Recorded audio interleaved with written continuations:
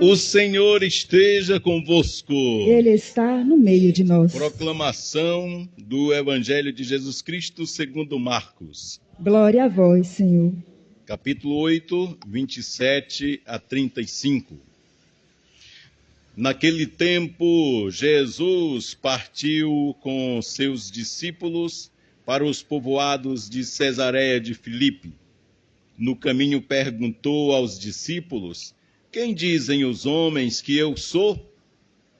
Eles responderam: alguns dizem que tu és João Batista, outros que és Elias, outros ainda que és um dos profetas.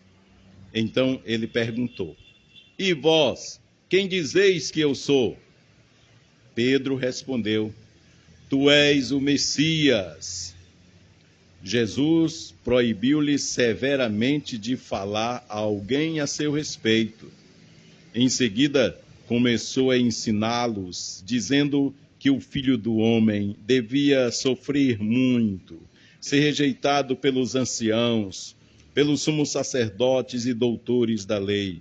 Devia ser morto e ressuscitar depois de 3 dias. Ele dizia isso abertamente. Então, Pedro tomou Jesus à parte e começou a repreendê-lo. Jesus voltou-se, olhou para os discípulos e repreendeu a Pedro, dizendo: vai para longe, Satanás. Tu não pensas como Deus, e sim como os homens. Então chamou a multidão com seus discípulos e disse: se alguém me quer seguir, renuncie a si mesmo. Tome a sua cruz e me siga, pois quem quiser salvar a sua vida vai perdê-la, mas quem perder a sua vida por causa de mim e do Evangelho vai salvá-la. Palavra da salvação. Glória a vós, Senhor. Pelas palavras do Santo Evangelho sejam perdoados os nossos pecados. Louvor a vós, ó Cristo. Muito bem. Meus amados, queridos irmãos e irmãs, é uma alegria estarmos aqui mais uma vez diante da palavra de Jesus. Jesus, palavra viva no meio de nós. Lembrando que nós estamos no mês de setembro, mês da Bíblia, não é isso? Então as leituras, elas vão de alguma forma nos direcionar a isto, a descobrir e valorizar a Sagrada Escritura, que é o próprio Jesus, o Verbo de Deus, né? E para iniciar a nossa partilha, lembrar que é muito comum nós não gostarmos, né? A gente tem o costume de não gostar de confiar em quem está perdendo, não é isso? Mas isso é uma coisa humana, tá? Não é uma característica de um nem de outro, não. Toda pessoa humana, todo mundo pensa assim. Quer ver? O próprio Pedro, aqui, quando São Pedro, ele fica se baseando, não é, nos milagres que ele viu Jesus fazer, ele disse que Jesus era quem? Jesus é o Messias, não é isso? Quem é o Messias. Então, quando ele diz que Jesus é o Messias, porque ele presenciou os milagres que ele fez. Mas, quando Jesus começa a dizer, olha, eu vou ter que passar por isto, por aquilo, não é? Sofrer muito, levar cusparada no rosto, arrancar a barba, ser crucificado, morrer, mas depois de 3 dias ressuscitar. Então, Pedro ficou indignado e jurou então que não deixaria isso acontecer. De certa forma, ele falou que daria a vida por Jesus, né? Mas não é o plano de Deus. Então ele recebe o contravapor de Jesus, não é? Afasta-te de mim, Satanás, porque você não pensa como Deus. Então Satanás, traduzido, significa o opositor, não é? Então se Pedro agiu dessa forma, sei lá por que influência foi, não é? Quantas vezes nós também fizemos o papel de Satanás, não? necessariamente estar possesso não significa estar babando, estar rolando no chão, estar gritando, não. Muitas vezes é na maciota. A gente faz o papel de demônio, tá? Bem tranquilinho, tá? O demônio adora, não é, se fazer de santo. Então, Pedro passou por isso, reconhecido pelo próprio Jesus. Ademais, nós também podemos nos cair nessa tentação, não é? Então, Pedro raciocinava conforme a pessoa humana, que ele chama os homens, significa a pessoa humana. Pedro tinha em mente as coisas humanas, não é? As coisas humanas que se resume, representado em poder e glória. Não é isso que todo ser humano procura? Sempre, em tudo e em toda parte, poder e glória. Pode ter conhecimento da história que sempre foi assim, certo? Poder e glória é o simbolismo de tudo isso, não é? E, infelizmente, esses poderes e glórias humanas, não é? Eles são adquiridos, geralmente, na maioria dos casos, usando os outros como degrau. Sempre. Os simples, os pobres, enganando como degrau, para estar sempre lá em cima, para estar sempre com o seu poder e a sua glória. A gente vê isso constantemente. Desde o tempo que eu me entendo como gente, isto acontece, não é?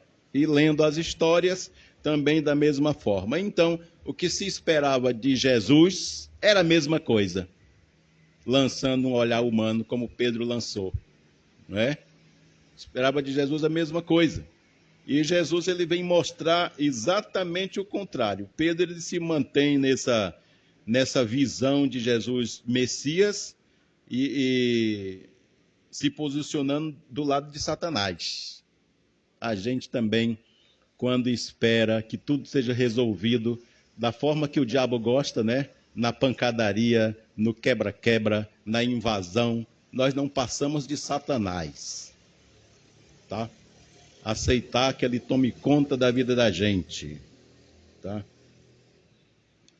A atitude de Deus é diferente. Deus é amor. A atitude de Jesus é diferente. E ele ensina na prática isso, não é? Ensina na prática. Jesus, ele todo-poderoso, ele viu que ele sabia que tinha o seu poder, não é?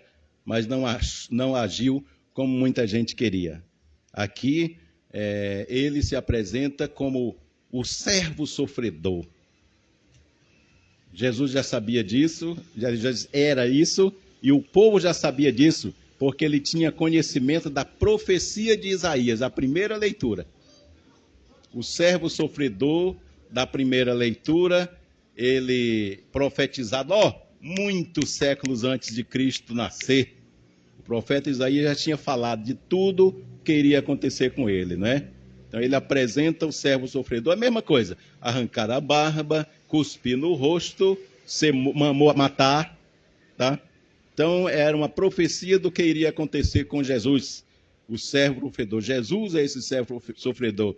Ele oferece a face aos que lhe arrancam a barba. Primeira leitura, ele não teme o fracasso e nem a perseguição. Por quê? Porque ele tem a força de Deus. Ele acredita no Pai. Vamos sempre considerar, Deus nunca tarda, Deus nunca falha. É linguagem humana quando a gente diz isso, né?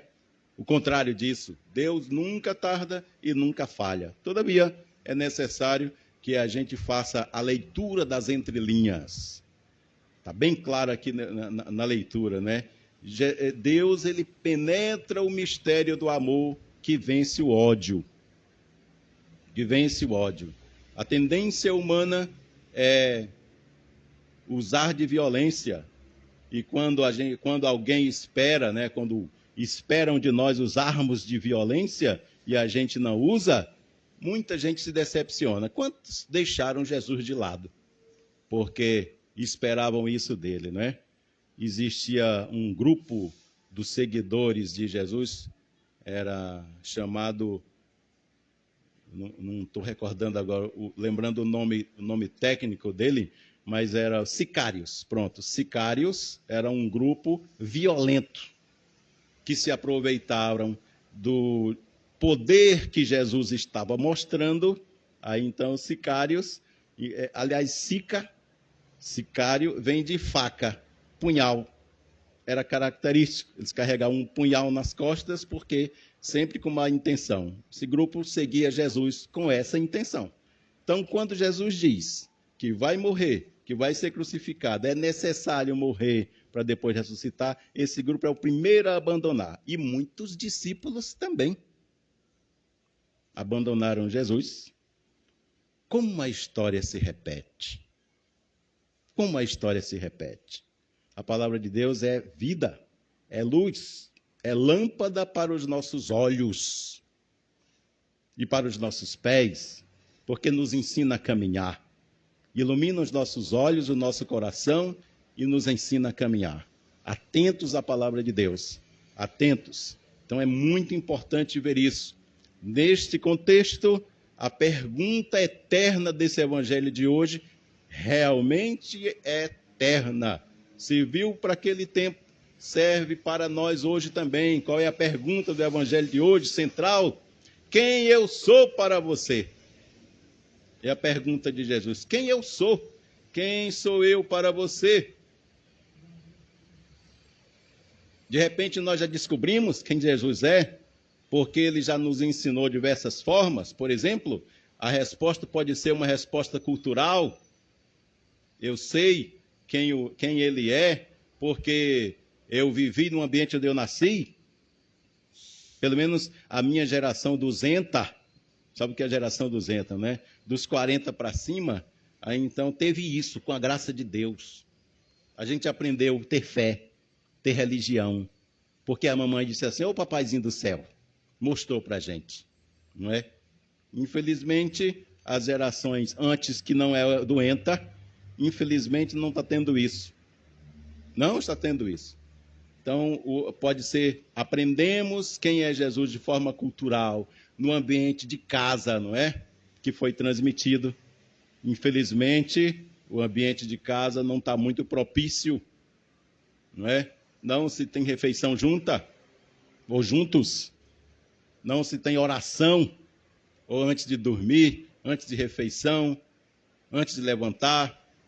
Não tem. Estou mentindo? Estou. Várias situações impedem isso, não é? Pode ser também cultural com relação à escola. Nós estamos já estamos colhendo o resultado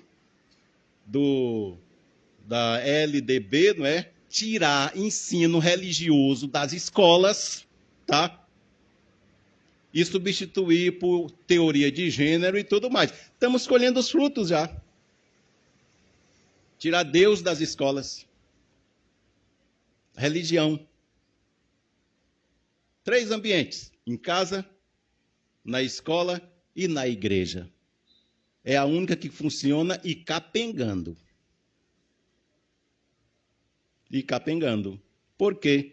Porque os pais, muitos, não todos, né? Graças a Deus, entrega para catequista. Toma conta. Ensina a rezar. E estamos aí, numa situação tal, como esta. O compromisso é de todos. O compromisso é de todos. Então, é necessário conhecer Jesus, saber quem ele é.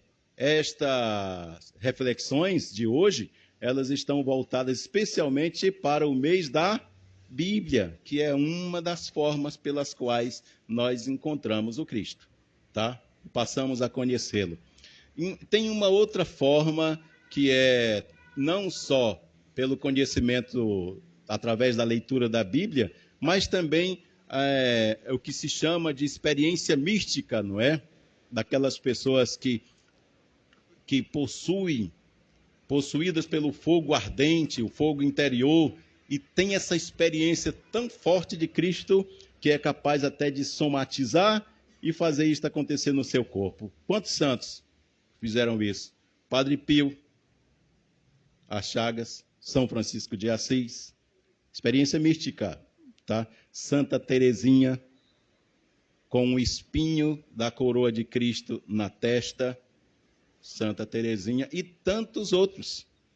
Experiência mística, Santa Teresinha do Menino Jesus, que escreve, né, os escritos de Santa Teresinha. Experiência mística. Isto tudo falta no mundo de hoje. Então, Jesus Cristo, ele precisa ser experimentado.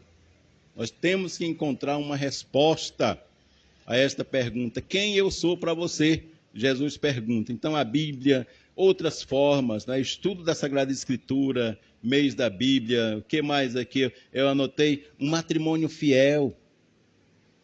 Além de tudo isso, conhecimento pela palavra, um matrimônio fiel. Certo? Não é fácil a convivência.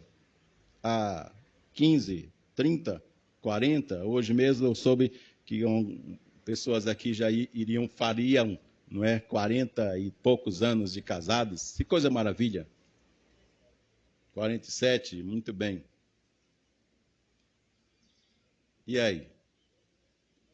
Os casamentos que acontecem? A gente arrisca até dizer que não acontecem, né? Porque não procuram mais. São descompromissados, tá? Se não der certo, aí pronto. Por isso é que eu não quero compromisso. Então está terrível. O mundo não está fácil de viver. Não é fácil encontrá-lo. Não é fácil conhecer Jesus. E o pior de tudo, ou digamos até o melhor, dependendo do lado, né, da ótica que você está, nós somos convidados a mostrar esse Cristo para os outros.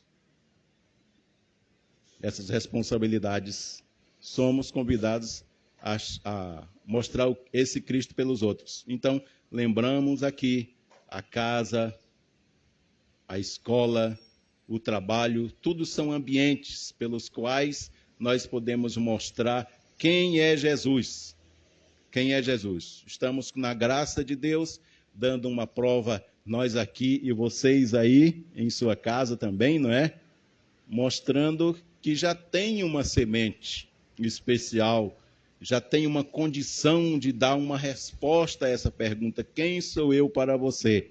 Mas ninguém sabe quantas multiplicar por quantas vezes outras pessoas não têm, porque nem isso, que é o mínimo, procura a vivência religiosa, a prática religiosa. Portanto, nós somos convidados precisamente a dar esse testemunho, Então, ser cristão não é compatível com querer sempre ter sucesso no mundo. Jesus mostra que não é por aí, tá? Jesus mostra que não é por aí. Nem que seja, né, não importa que percamos a nossa vida. E, infelizmente, a gente vê muita gente perdendo a vida por causa de sucesso e por causa de poder. Para onde irão essas pessoas que morrem correndo atrás disso? Sucesso e poder, não é? O caminho Jesus mostra aqui. Quem perder a sua vida por causa de mim e do Evangelho, esse vai ganhá-la. Marcos 8, versículo 35 do Evangelho. Final do Evangelho. Pois quem quiser salvar a sua vida, vai perdê-la. Mas quem perder a sua vida por causa de mim e do Evangelho, vai salvá-la. Eis o nosso convite. Nosso compromisso do mês de setembro, vamos nos inteirar da Sagrada Escritura, as leituras individuais ou em grupos. Louvado seja nosso Jesus Cristo.